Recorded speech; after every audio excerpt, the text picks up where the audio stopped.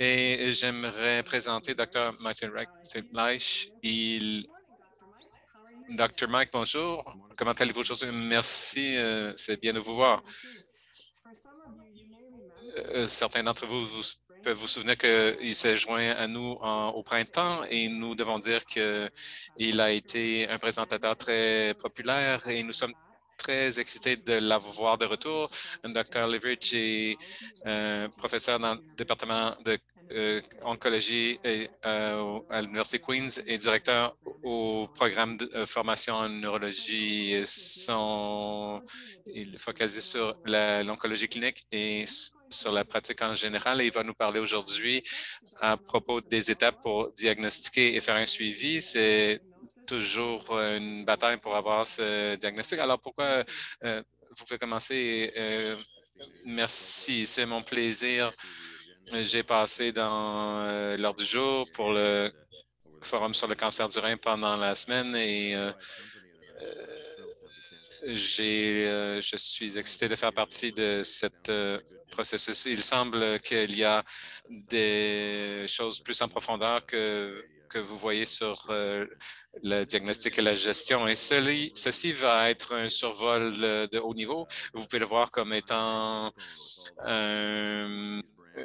une colonne principale avec de poissons avec des arêtes qui branchent dans toutes sortes d'autres thèmes, comme la gestion de votre maladie individuelle et la gestion. Ce sont tous des sujets qui pourraient être des conférences complètes en elles-mêmes, mais je ferai de mon mieux pour vous donner un survol et en quelques entrées plus en profondeur sur les choses en coulisses qui se passent où nous sommes tous des gens qui essaient de naviguer dans nos vies, les patients et les médecins, et vous donner des idées sur comment nous réfléchissons, de comprendre les choses essentielles à propos de votre maladie et de comprendre qu'est-ce que c'est de notre côté.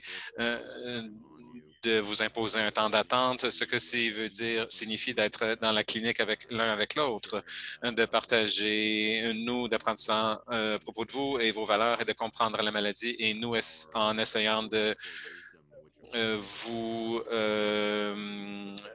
aider avec notre sagesse, entre guillemets. Alors, je vais partager mon écran et ceci est naviguer un diagnostic de cancer du rein. Nous allons parler de quelque chose incluant la surveillance de la maladie après le diagnostic. Et un des thèmes merveilleux, c'est que lorsque on est laissé à soi-même, on devient anxieux. On va parler de ça. Mon nom est Michael et des choses merveilleuses en Ontario devraient être sur votre itinéraire à n'importe quel moment que vous décidez de vous ouvrir. Je n'ai pas de révélation à faire, en particulier aujourd'hui, du point de vue pharmaceutique ou d'autres conflits d'intérêts. Je fais partie de la communauté de cancer du rein du Canada et de cette communauté, ça a été quelque chose de grande valeur pour moi. Aujourd'hui, nous allons parler de où est-ce que ça commence. Alors, tout ce que je peux faire, c'est faire des hypothèses sur ce que les gens traversent. Nous connaissons notre propre vie médicale de la perspective. Nous parlons de ce que cela signifie, de trouver notre chemin comme urologue et de trouver notre chemin dans un monde où nous sommes un cancer du patient du cancer du rein et aller de là. La clinique est la première rencontre pour vous-même en tant que soignant, comme militant. Vous dire le plus à propos de la maladie et de concevoir un plan pour la surveillance et la gestion. C'est où le plus dense de l'information est et où l'anxiété devrait être mieux comprise. Je vais parler brièvement du concept de la connaissance de votre maladie. Connaître votre maladie signifie que, comme Christine l'a mentionné plus tôt, comme plusieurs d'entre vous savez, en apprenant de votre communauté, le cancer du rein et le terme cancer pèse lorsqu'on l'entend, mais et la différence dans la réflexion autour d'une tumeur rénale avec quelqu'un et de processus métastatique, c'est des choses, des manières différentes de comprendre et de composer avec la maladie. Alors, de comprendre où vous êtes dans cette échelle et que ce ne sont pas des silos isolés les uns les autres, mais vraiment un spectre. Et ceci m'aide à établir des attentes sur comment vous serez compris et gérer les recommandations dans votre cas. Et lorsqu'ils ne s'alignent pas avec quelles sont vos attentes, la capacité de reconnaître cela avec vos sens. Et ensuite, on parlera de ces termes, la survie et la survivance. Et cela porte ce poids lourd de ce qu'un diagnostic de cancer signifie pour chacun d'entre nous, c'est de gérer le pronostic et ce que le futur porte pour nous. Mais il y a beaucoup de et les gens que vous avez soignés, la vie avec un diagnostic de cancer du rein se poursuit et nous devons être capables de voir ce à quoi la vie devrait ressembler, quelles seraient nos attentes. Ça s'appelle la survivance. Certains n'ont pas eu beaucoup d'attention, quelque chose qui n'a pas eu beaucoup d'attention dans les décennies précédentes, mais tous ces moments où vous et ceux que vous soignez sont laissés à réfléchir à propos de votre maladie et regarder le calendrier où il y a le scan, la chirurgie ou l'immunothérapie. Et c'est vraiment ce que la survivance est et de comprendre un peu à propos de ces attentes peut normaliser beaucoup. Et alors, commençons. Alors, comment est-ce que ça commence? Souvent, ça commence avec une sensation. Nous nous connaissons et nous savons lorsque quelque chose n'est pas tout à fait bien de la manière dont on se sent. Et ceci pourrait être n'importe quoi. Ça pourrait être une douleur qu'on ne reconnaît pas avant. Ça peut être aussi évident que du sang dans l'urine ou de la sensation d'une bosse à quelque part lorsque vous êtes au lit.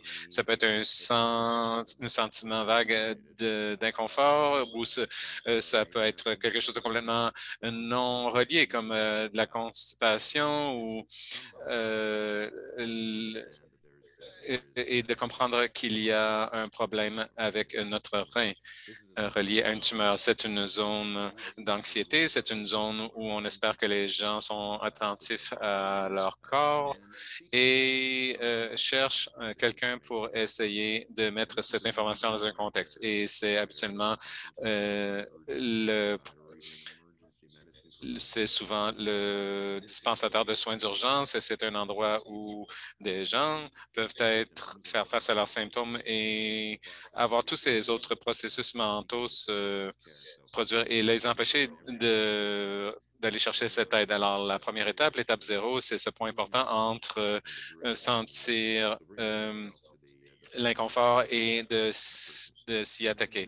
Et ce qui se passe alors, c'est que ce soignant, ce premier répondant prend ces informations, vient avec un plan de gestion de première ligne, ce qui mène à ceci. Et vous n'avez pas à être expert à interpréter un scan, il y a une tumeur visible là, cela pourrait être n'importe quelle version d'un diagnostic. Nous sommes dans une zone de peu d'informations de manière assez étonnante et c'est où davantage d'informations peut produire davantage d'anxiété, de la sang dans l'urine, comme j'ai dit, quelque chose de complètement différent comme une sensation de pneumonie qui est attrapée sur un ultrason ou un rayon X et soudain un visage qui apparaît qui dit qu'il y a quelque chose qui ne va pas avec votre rein ou il y a quelque chose dans vos poumons et vous pensez que cela appartient à votre rein. Alors nous avons là enfin une image de ce qui se passe ici finalement et un endroit à partir de où se déplacer. Cette ligne diagonale entre cette image de scan et ce sac de médecins où moi comme urologue et mes collègues comme urologues, des oncologues médicaux, des radio-oncologistes existent. Nous ne sommes pas ici dans des zones où on ne sait pas comment les choses se passent, mais ici, la visite du spécialiste spécialiste. C'est où nous allons, ce dont nous allons parler en détail. Ceci est la situation comme nous la connaissons. Ce sont les attentes autour de comment les choses sont dans votre situation. Mettez-les en contexte, mettons-les avec votre santé. Arrivons avec un plan et commençons à gérer cela. Et dans une situation idéale, cette gestion permet de passer à une personne qui a un plan, à une personne qui a une gestion de stratégie qui, ça semble bien, ça semble, c'est un, bien sûr, les choses entre ces éléments sont les temps d'attente. Il y a toujours des temps d'attente et chaque attente il y a une anxiété qui est rattachée basée sur combien d'informations est connue et que la souffrance pourrait se produire dans la réalité physique. On peut parler des attentes de manière plus spécifique. Venant du côté du praticien, on peut nommer ces temps d'attente. Je dirais qu'il y a une attente qui serait que certaines choses sont remisées et ne sont pas portées à l'attention de personne, mais l'attente zéro est où vous avez demandé de l'aide ou quelqu'un a demandé de l'aide en votre nom et essayer de trouver qu'est-ce qui se passe avec vous, avec ce que les gens ressentent. Ceci est une zone où on sait quelque chose ne va pas, mais on ne sait pas quoi. C'est un endroit où on se sent un peu de on se sent mieux parce qu'on sait que l'aide s'en vient. Et je dirais que de notre angle et du côté des soignants, il y a une situation de triage. L'information que nous avons nous permet de réfléchir à notre version d'une urgence qui est abstraite en termes de sécurité en grande partie et de mettre des gens sur une liste pour être vus. Il y a un gros fossé entre ce qu'un médecin considère urgent et ce qu'un patient considère comme urgent, et c'est ce que nous devons comprendre l'un avec l'autre. L'attente 1 est lorsque vous attendez pour cette consultation, à voir un spécialiste à ce moment. Vous avez eu cet ultrason, peut-être, vous avez eu ce scan et vous comprenez qu'il y a quelque chose qui ne va pas et quelque chose qui semble impliquer votre rein. Et c'est dans ce contexte aujourd'hui. Et ensuite, la référence va au spécialiste et le spécialiste pourrait être un neurologue, pourrait être un oncologiste médical, dans des circonstances exténuantes. Je considérais que ce serait la combinaison la plus faible pour avoir l'anxiété. Ce que vous avez senti, c'est un inconfort. Maintenant, il y a une vérité de rattacher à cela. Il y a un visage, mais ce n'est pas encore résolu. Vous regardez cela sans lunettes et d'essayer de voir quel genre d'index de menace cela représente-t-il. Il y a une tache sur mon rein, une tache sur mon poumon. Qu'est-ce que cela veut dire? Ça, c'est le stade où il n'y a pas beaucoup d'informations, mais davantage d'anxiété. C'est à ce moment où chaque mal de tête, chaque ongle incarné semble être relié à ce problème parce que ça peut sembler partir en spirale et j'ai quelque chose, je dois faire quelque chose. C'est une attente qui cause beaucoup de torture. C'est ce que les urologues voient lorsqu'on voit une référence qui dit une masse rénale, on y réfléchit, on le voit, on met quelqu'un dans notre liste de priorités et j'utilise nos guillemets parce que cela n'a rien à voir avec l'expérience de la personne sur de la liste de priorités. Et ensuite, il y a l'attente 2 et l'attente 2 est pour ceux qui vont à la chirurgie. La chirurgie, comme j'ai dit, pas pour tout le monde. Dans les cancers du rein, nous parlerons des circonstances dans lesquelles nous simplement regarderions les maladies et surveillerions les choses de manière sécuritaire. Nous parlerons des temps où la chirurgie n'est pas indiquée parce que d'autres traitements sont de manière plausible meilleure. Ceci est associé avec un soulagement parce que la personne va vers un but et avant que ce but cela peut sembler être un mirage, qu'on ne s'y rapproche jamais jusqu'à ce qu'on soit dans la situation, ce qui est un ensemble différent de sentiments. Alors, nous quantifions ces choses aussi avec notre liste de priorités et encore, je le dirai jusqu'à ce que je sois bleu. Ceci et non sur comment quelqu'un répondrait à la menace. Il ne s'agit pas d'importance dans la personne de la vie et ceci va de la priorité 1 que nous considérons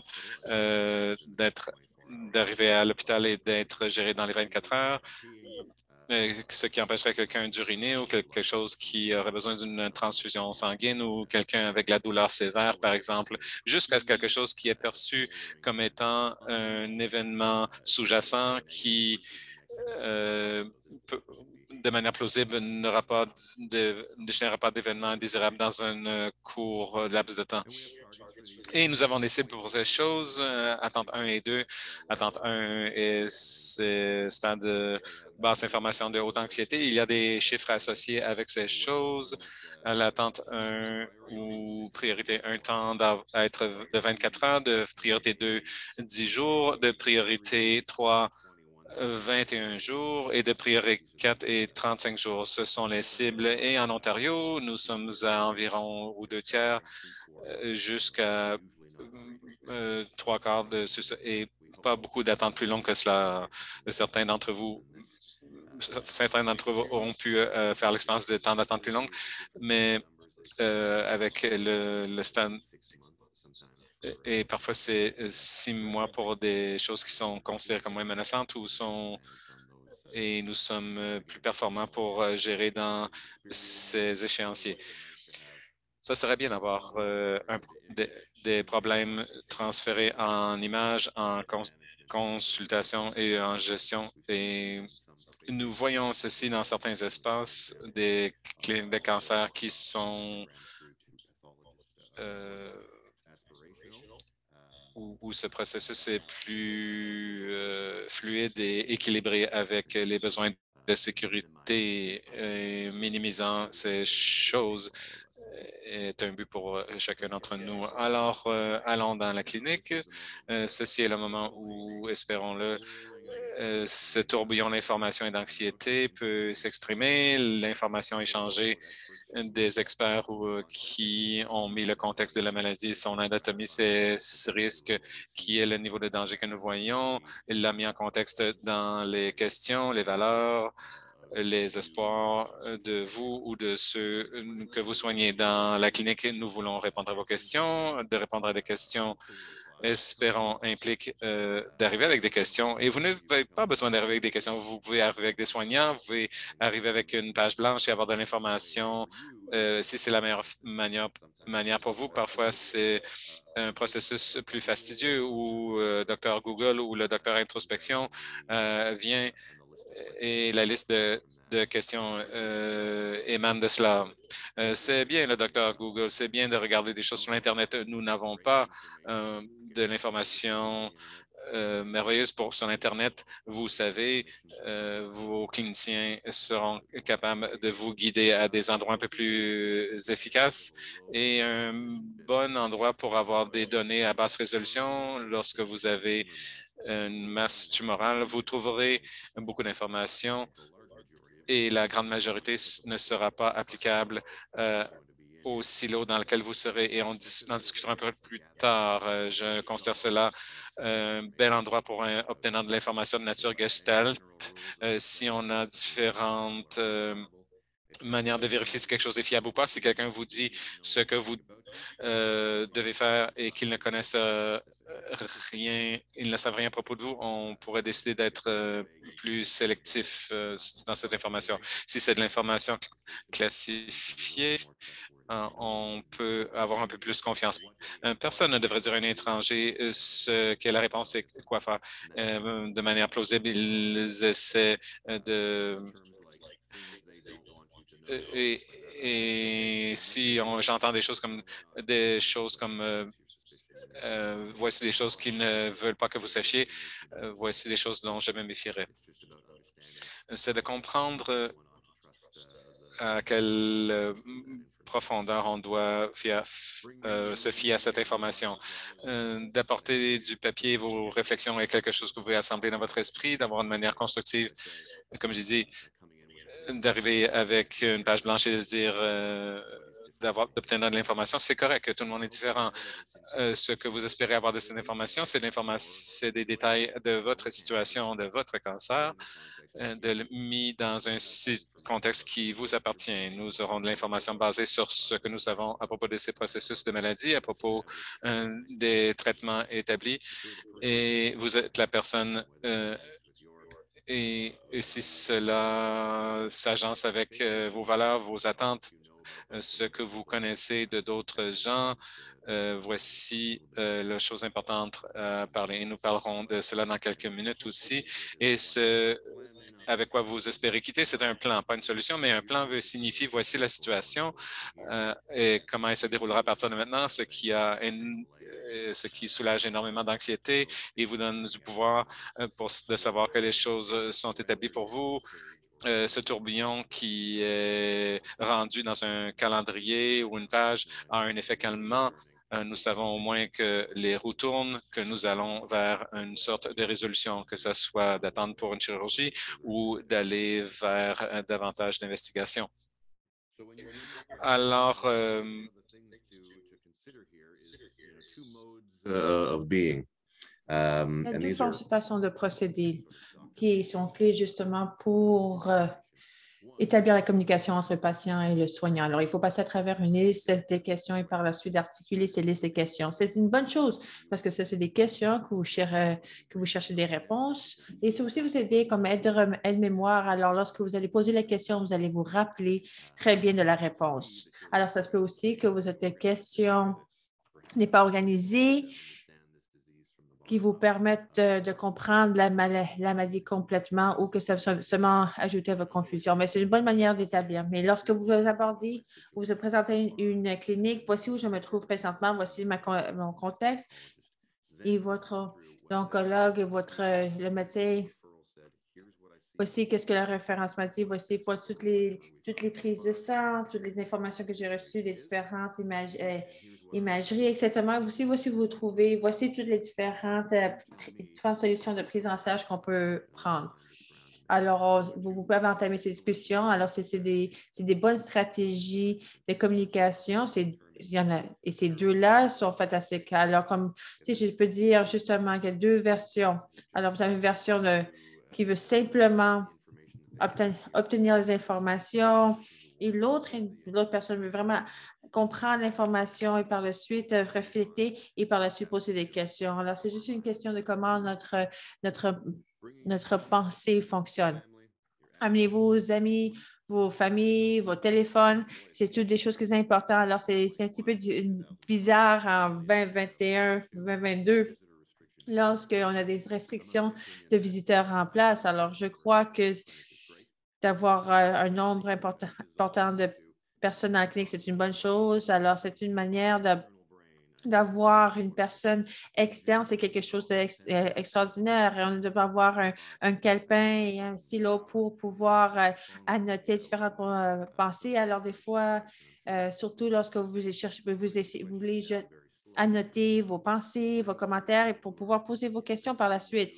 Puis, vous avez besoin d'amener des gens qui sont investis en vous, mais pas de manière émotionnelle. Alors, c'est une manière de pouvoir annoter les informations de manière objective. Alors, lorsque vous êtes en train de réfléchir et internaliser l'information que vous êtes en train de recevoir. Alors, aussi utiliser le téléphone, c'est une manière de pouvoir communiquer. Alors, des fois, dans mon centre cancer, on n'a pas les gens en place. Alors, des fois, je vais être en train de parler par téléphone avec quelqu'un pour qu'il puisse noter les informations. Et l'autre note ici, c'est de pouvoir enregistrer les conversations. Alors, vous allez rencontrer et vous avez rencontré différentes perspectives concernant cela, mais il y a différents médecins qui ne vont pas trouver un problème avec cela. Alors, c'est une manière de pouvoir avoir une communication ouverte et significative. Alors, autant qu'ils sont au courant que c'est en train de se faire. Alors, c'est juste pour s'assurer que la confiance et le lien existent. Alors, j'aime savoir que, par exemple, dans mon cas, j'aime savoir que je suis comme en train de m'enregistrer parce que ça me change la façon que je communique. Alors, je sais si, par exemple, c'est quelque chose qui est en train d'être enregistré. Alors, par exemple, l'articulation, le langage corporel, tout cela est perdu dans un enregistrement. Alors, ça peut plus... alors, ça peut être une discussion moins émotionnelle. Alors, ça va être plus une discussion un petit peu plus organisée. Même si la plupart entre nous, entre les médecins, on n'a aucun problème de se faire enregistrer, mais c'est juste important de l'aviser. Alors, dans vos besoins de renseignements personnels, alors il y a des individus qui aimeraient avoir toutes les informations, renseignements possibles. Alors, ça peut être contre-productif lorsque on est capable de satisfaire ce besoin d'information et justement, l'autre morceau d'information va nous aider à pouvoir calmer ce besoin. Mais il y a pour certaines personnes, c'est une question d'avoir toutes les informations pertinentes pour pouvoir prendre des décisions éclairées. Alors, si vous voulez que vous avez assez d'informations suite à votre rendez-vous. Ça, c'est correct. Il y en a d'autres qui viennent à la clinique et ils viennent, ils me disent, ah, c'est vous le docteur, alors dites-moi quoi faire. Mais la plupart, on préfère voir, voici un échange. Alors, voici comment ça pourrait fonctionner. Voici mes attentes, mes valeurs. Et on est heureux de pouvoir vous offrir des informations, mais aussi d'entamer une discussion avec vous. Alors, vos besoins d'information, c'est l'élément clé. Et il y a des gens qui viennent ici avec des anticorps déjà préconçus. Alors, déjà, les gens ont déjà un positionnement. Alors, les gens on parle par exemple de chirurgie.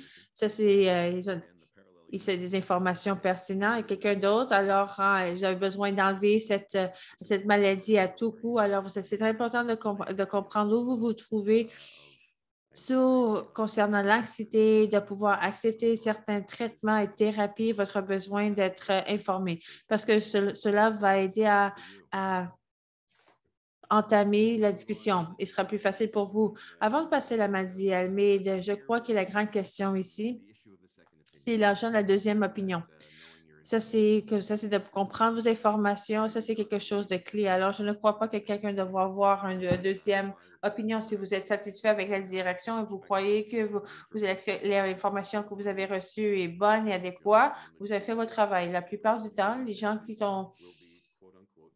que vous allez voir, ça va être la bonne personne, le bon spécialiste. À d'autres cas, sinon, cette personne va savoir les spécialistes que vous avez besoin. Alors, c'est vraiment d'avoir de bien comprendre les informations et d'avoir des faits référents justement parce que j'étais sur appel. Alors, je vais simplement voir cette personne la semaine prochaine parce que j'étais en appel. Alors, je sais que juste normalement, c'est cette idée de deuxième opinion se présente et des fois, c'est une deuxième opinion, ça pourrait être fantastique. Un troisième, quatrième opinion, ça pourrait être fantastique aussi. Mais on regarde une surcharge d'informations, comme j'ai mentionné auparavant. Avoir plus d'informations, ce n'est pas toujours la meilleure chose. Et on m'a déjà mentionné cela. Alors, quelqu'un dans le monde de la prostate me dit la plus d'informations, c'est mieux. Et ce n'est pas toujours le cas parce que ça veut dire que plus d'informations, c'est plus de poids. Plus d'informations sur la même thématique et ça ne rime pas parfaitement. Ça dépend.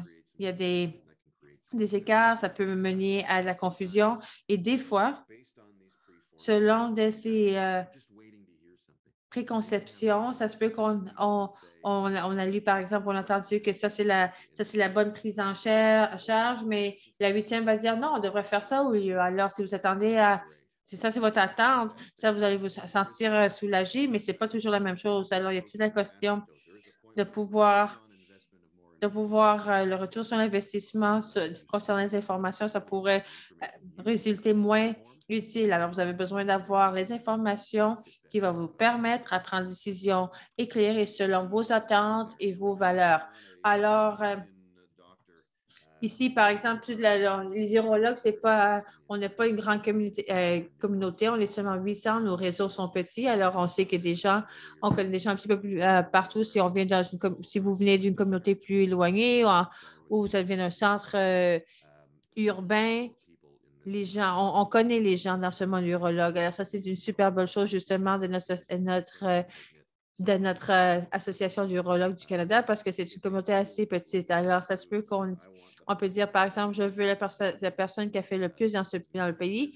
Cette personne va être très occupée et ça se peut que cette personne ne va pas être la meilleure personne parce il y a beaucoup de médecins qui sont excellents au pays concernant différents aspects, le cancer du maladie, que ça soit des spécialistes en cancer du rein métastatique, les chirurgiens, etc.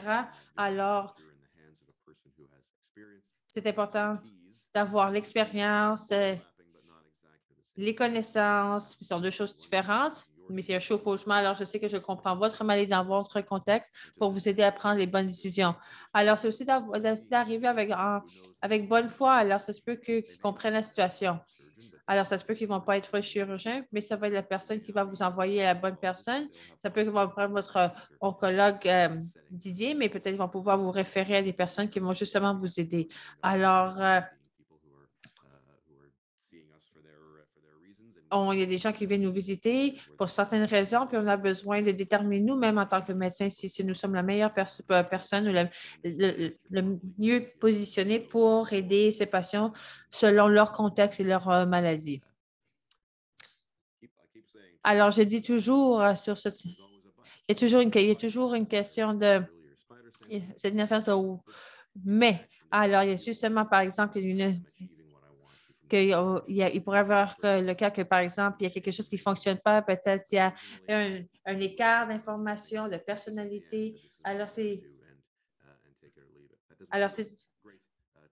pas c'est un échange que, par exemple, voici des informations, acceptez-le ou pas, mais ça, c'est le cas, c'est votre situation, mais ce n'est pas la meilleure manière d'aller de l'avant. Alors, de mon expérience, de mes 12 ans d'expérience en tant que médecin, en plus de ma formation, les patients en régional sont raisonnables, mais on peut sentir justement cette asymétrie parce que justement, vous êtes en train de vous alimenter des informations sans pouvoir entamer une discussion et d'avoir un sentiment de compréhension.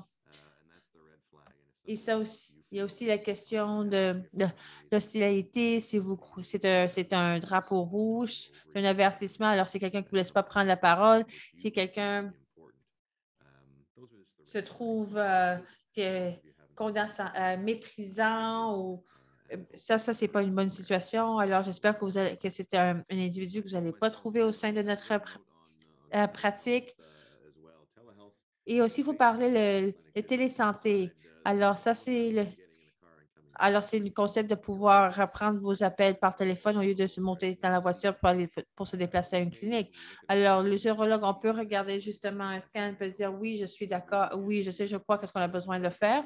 Mais il est critique de pouvoir regarder les gens dans les yeux et d'avoir des discussions avec ces éléments non verbal. Alors, c'est juste d'avoir avoir une idée du bien-être et de pouvoir comprendre qu'est-ce qu'une chirurgie représente pour un individu. Alors, ça, c'est des fois des informations que vous ne pouvez pas obtenir par une conversation téléphonique. Alors, puis des fois, c'est bien justement pas nécessaire de prendre sa voiture et conduire 150 km pour pouvoir obtenir les résultats de, par exemple, un TDM. Alors, si vous êtes dans ce monde d'experts, les gens qui sont en train d'apprendre, les gens qui sont en train de faire, et la réussite ça dépend complètement d'avoir une équipe multidisciplinaire, que ce soit l'expertise infirmière, aussi des oncologues et de pouvoir avoir une équipe qui est capable d'aborder votre cas particulier ensemble et d'avoir le soutien nécessaire. Et ça vous offre justement la navigation nécessaire pour pouvoir traiter votre dossier. Alors, voici cette image de la maladie, alors que vous pouvez à gauche, c'est le TDM que je vous ai montré auparavant. Là, c'est aussi une petite tumeur qu'on voit ici. Ah, ça c'est la, ça, c'est la, ça c'est vraiment ça que c'est une tumeur qui est, par exemple, qui n'est pas vraiment une grande menace. Alors, surtout lorsqu'on peut, si on compare à des autres, des tumeurs un petit peu plus larges. Alors, ici, ce qu'on peut voir ici, c'est l'avancement de la maladie dans les ganglions lymphatiques. Alors, il faut juste déterminer qu'est-ce qui fonctionne. Alors, voici les différentes discussions que vous entamez aujourd'hui. Alors, je ne vais pas regarder dans les détails parce que ça, chacun, vraiment, c'est un sujet en soi et on pourrait être ici toute la journée. Alors, voici, par exemple, voici comment on comprend les choses. Lorsqu'on parle localisé, on peut voir, on appelle ces tumeurs le cancer localisé. Et là, par exemple, c'est petit, moins de 4 cm. Et pourquoi le 4 cm? Parce qu'on comprend beaucoup de la biologie de ces petites tumeurs, parce que dans ces dernières années, les TDM et les IRM, etc., sont disponibles. Alors, on a un grand nombre de personnes qui sont diagnostiquées avec le cancer du rein. Parce que, par exemple, lorsqu'ils sont en train de faire des imageries et entre autres, ils vont voir, par exemple, ils vont voir qu'il y a des problèmes avec la vésicule biliaire, etc. Alors, 15 centièmes, ça semble important, mais 4 centimètres dans votre poumon, dans d'autres parties de votre corps, ce serait important. Mais pour nous, dans le rein, ça nous donne un sentiment de soulagement parce que ça nous donne le temps de réfléchir concernant la prise en charge. Alors, parce que c'est quelque chose qui est un tumeur localisé plus large de plus de 4 cm, ça veut dire quelque chose qui est un peu collant. Alors, c'est en train de se propager à un ganglion lymphatique ou à un important vaisseau sanguin. Alors, alors, lorsque c'est avancé, ça s'entraîne à avancer, ça peut tomber sur les os, les ganglions lymphatiques, le cerveau, entre tout. Ça, c'est une maladie qui ne va pas amener justement à une chirurgie. Alors, la plupart de la maladie, c'est à peu près 75 la partie de petits et larges. Alors, le mot surveillance pourrait vous surprendre. Et là, le mot cancer, on va mettre le mot action. Et justement, surveillance, ça pourrait sembler comme une inaction parce que ça semble être en attente. Pourquoi vous pourrez être en train de dire qu'on devrait la surveiller vous avez juste de dire que j'ai un tumeur. Alors, mais ça fait partie justement d'une stratégie de prise en charge.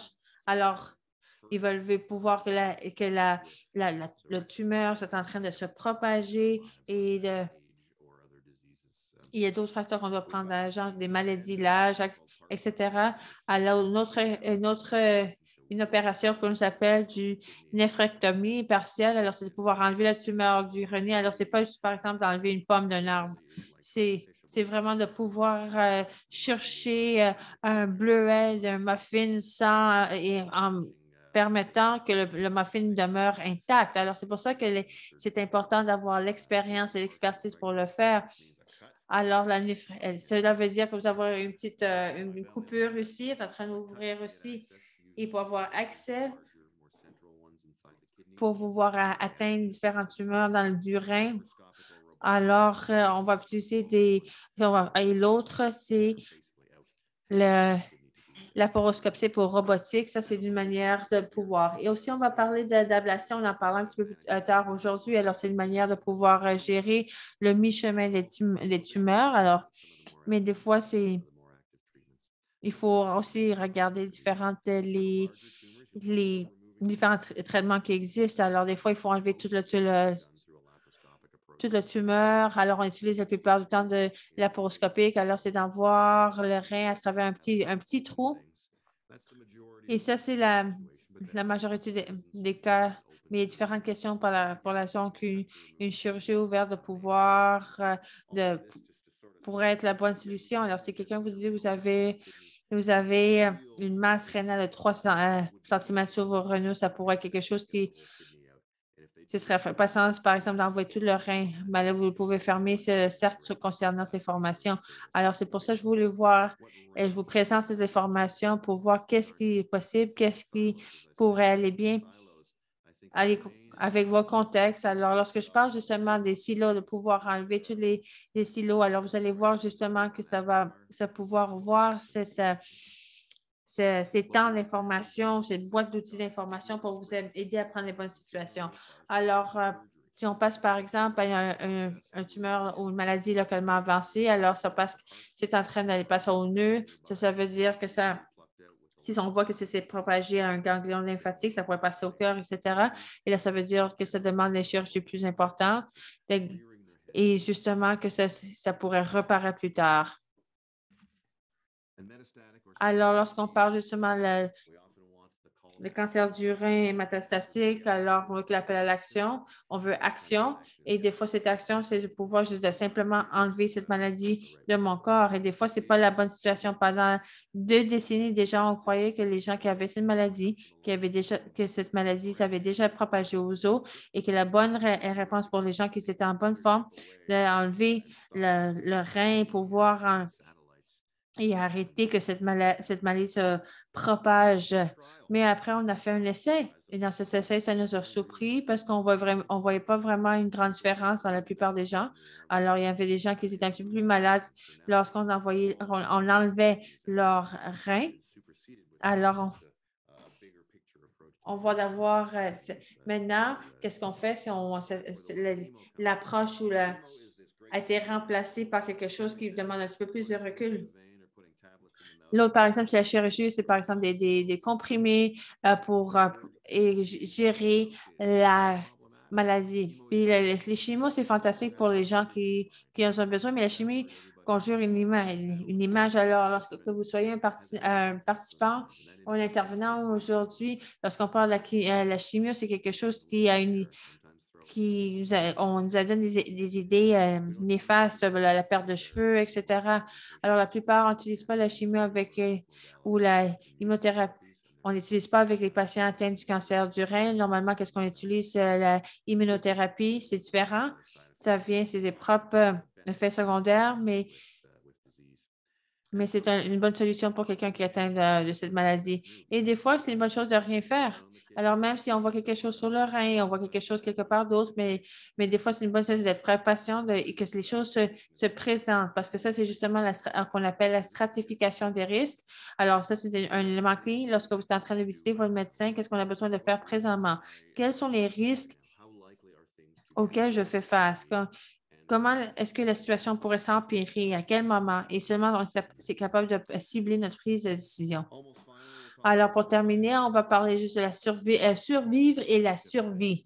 Et j'avais mentionné justement des moments lorsque vous êtes tout seul, lorsque vous n'avez pas un accès aux réponses à vos questions, vous voyez vos calendriers lorsque les choses vont commencer à avoir lieu. Alors, lorsque vous avez ces historiques d'avoir subi des chirurgies ou un autre type d'intervention et qui laisse des cicatrices, alors, par exemple, on peut avoir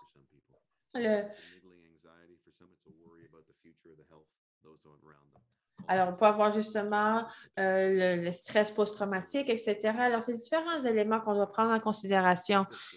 Alors, j'ai mentionné le mot surveillance à plusieurs reprises. Alors, des fois, c'est une bonne chose de laisser une petite tumeur, surtout s'ils ne vont pas se propager. Les gens qui, par exemple, sont atteints d'une maladie métastatique, peut-être l'immunothérapie, c'est mieux parce que, par exemple, l'équilibre entre les deux, c'est pas entre la toxicité, etc., c'est pas la meilleure chose pour vous. Alors, c'est important de comprendre mon contexte. Alors, si on prend, par exemple, une personne de 85 ans qui n'est pas en bonne santé, alors il faut prendre ça en considération. Alors, nous et vous êtes responsables pour cette prise de décision parce que lorsque vous êtes en train d'examiner les différents plans de prise en charge. Alors, des fois, c'est important de prendre un petit peu de recul. Des fois, la surveillance, c'est à long terme. Des fois, c'est à court terme parce que, par exemple, j'aimerais pouvoir assister à un mariage ou à une cérémonie, etc. Alors, ça dépend toujours d'une question de contexte. Mais ici, voici un petit peu de science. Alors, on voit cette ligne qui court à travers le temps. Alors, on voit des 2 cm à 2,5 cm. Alors, tu vois ces petites tumeurs. Et je parle de 200. Le 200, c'est pas très grand lorsque c'est sur votre front, mais si c'est sur votre rein, c'est une autre histoire. Là, c'est important juste de pouvoir si la menace se présente ou pas.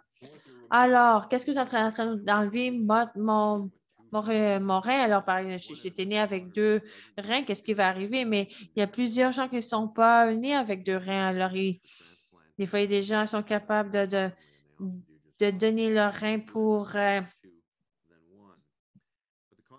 des transplantations, des greffes. Alors, ce n'est pas quelque chose qui peut avoir une incidence néfaste sur votre vie. Alors, qu'est-ce que j'aimerais? J'ai avoir 2 congélateurs. Je dis toujours quand j'ai deux congélateurs avec des cubes de glace. Dans le premier congélateur, vous sortez un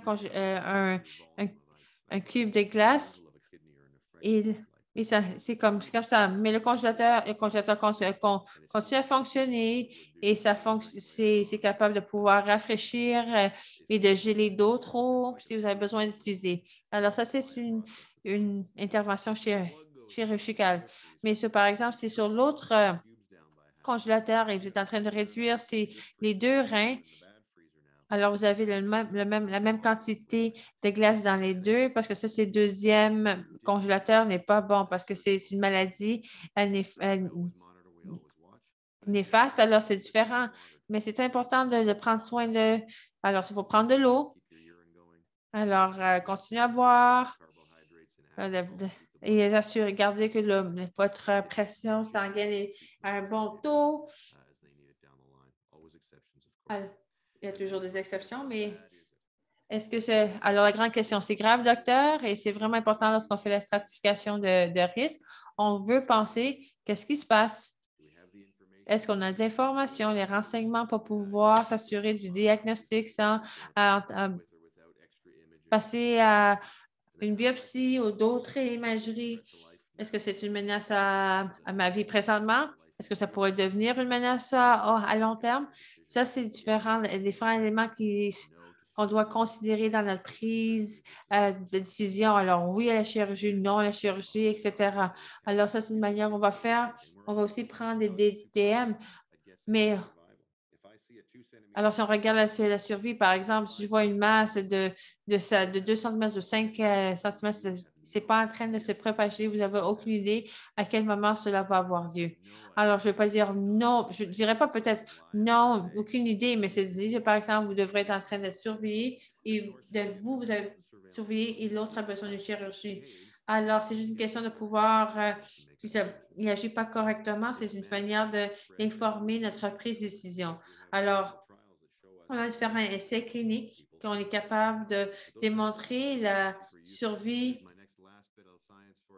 générale ou à qui on peut voir ici la dernière pièce d'information concernant les renseignements. Alors, par exemple, ici, la plupart des gens qui vont avoir 5 ans dans leur moyenne, ou 10 ans juste à temps que cela ait lieu, ou 10 mois, ou par exemple, mais on voit que les gens tombent dans qu'est-ce qu'on appelle des distributions et les gens pourraient vivre plus longtemps et on va avoir complètement tort lorsqu'on dit que la moyenne, c'est X nombre d'années. Et des gens ont des mauvais, par exemple, c'est aberrant. Alors, on offre toujours des moyennes avec des avertissements juste pour qu'ils puissent prendre une bonne prise de décision. Alors, lorsqu'on regarde, par exemple, la stratification des risques, quelle est la probabilité, est-ce que je devrais vous voir toutes les années, tous les mois, ou etc.? Alors, les questions qu'on doit se poser. Quelle est la probabilité de récidive? Quand est-il le plus susceptible de repérer dans les informations de Mayo Clinic des autres centres qui est susceptible? Alors, cela, ça nous informe justement la prise de sang, les suivis, les TDM et où est-il le plus susceptible de se produire? Alors, par exemple, je devrais me centrer sur le DDM ou est-ce que mon utilisation, justement, je suis en train de faire des imageries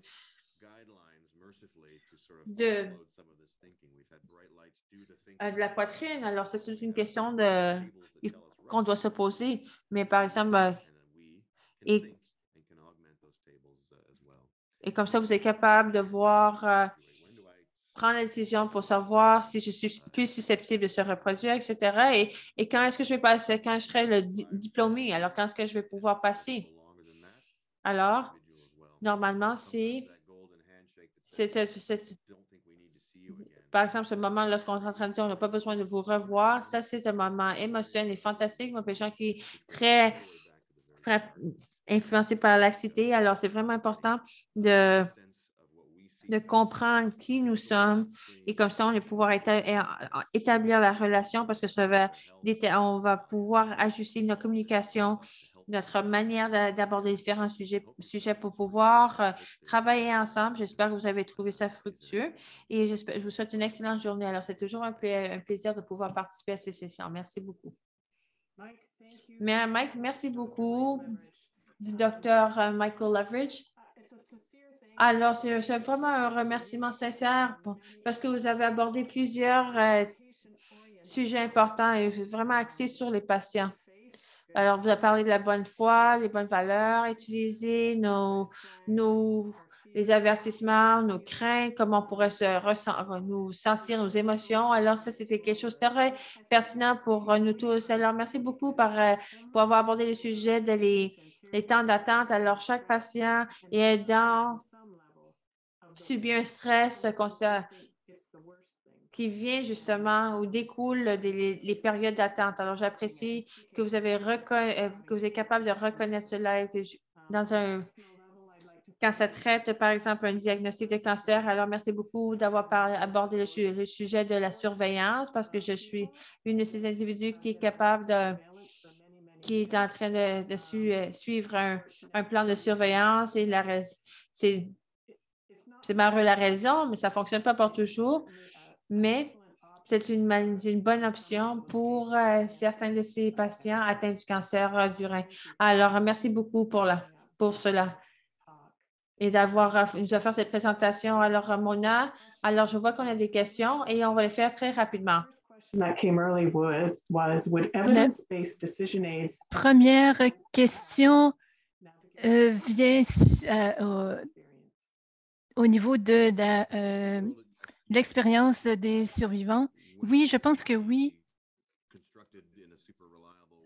Lorsque c'est construit de manière vraiment très fiable, moi, le fait que j'ai fait ces diapos, que je les donne aux gens, ce n'est pas énormément d'informations en réalité. Je vous réfère aux gens de nos amis de l'Université d'Ottawa. Je pense que d'avoir une liste d'informations, un menu d'options, en fait, il faut que ça se réfère aux valeurs des gens. Ça peut sembler un peu abstrait, mais différentes choses veulent dire différentes choses pour les gens. Donc, se faire retirer quelque chose, ça peut être vraiment très grave pour certains et pour d'autres non. Donc, les mettre sur une échelle, donc si on voit quel type de personne vous êtes, donc il faut essayer de comprendre et de faire une pause et de réfléchir et on pourrait être en fait assez surpris par les réponses qu'on peut recevoir en fait. Ça veut dire qu'on reçoit ce qu'on veut, mais c'est un outil qui nous aide à prendre des décisions. Ça nous permet de sentir qu'on participe donc au processus. Donc, je pense que ça peut être positif en effet. On a aussi une question sur la COVID. Comment ça influence les temps d'attente? Je ne pense pas que ça ait eu un impact majeur sur l'attente.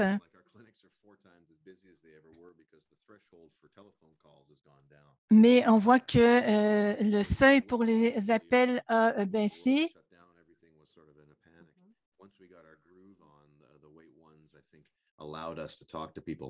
Mais ça nous a permis donc de parler plus aux gens. Ça ne nous a pas nécessairement permis de faire des recommandations comme nous l'aurions fait donc en rencontrant les gens. Mais si on regarde les gens dans les yeux. En fait, on veut les voir, on veut voir comment ils fonctionnent, donc c'est important dans le traitement. Donc, notre objectif, c'est au moins de parler aux gens au téléphone et ça n'a pas changé à cause de la COVID. Il y a une question aussi sur la pratique rurale. Je pense que dans ces cas, ça peut nous aider. En fait, ça peut aider à baisser les seuils au niveau de l'attente, au niveau des attentes pour… Maintenant, si on regarde pour la chirurgie, certainement qu'il y a eu, si on a une priorité numéro 4 avec une masse importante, c'est facile, mais ça veut dire que quelqu'un d'autre doit attendre. Donc, si quelqu'un est priorité numéro 4, et donc ceux qui sont première priorité vont attendre, et ceux qui sont priorité 1, 2, 3, donc vont attendre. Donc, ça demande un peu de planification, donc peu importe ce qui arrive, donc cette personne donc, qui est en priorité aura la prochaine chirurgie. Donc,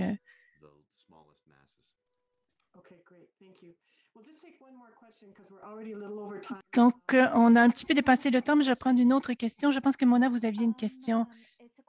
Oui, c'est une question de Russell qui pose la question, est-ce que vous croyez que les médecins qui sont en milieu rural peuvent référer donc pour les traitements spécialisés? Donc, ça, c'est toujours un défi au niveau des communautés, des capacités à faire face, que ce soit aux crises cardiaques, aux tumeurs, que ce soit géré donc localement. Donc, je pense que le téléphone a permis de baisser ces seuils d'attente, donc les gens n'ont pas dû attendre trop longtemps pour se rendre. Mais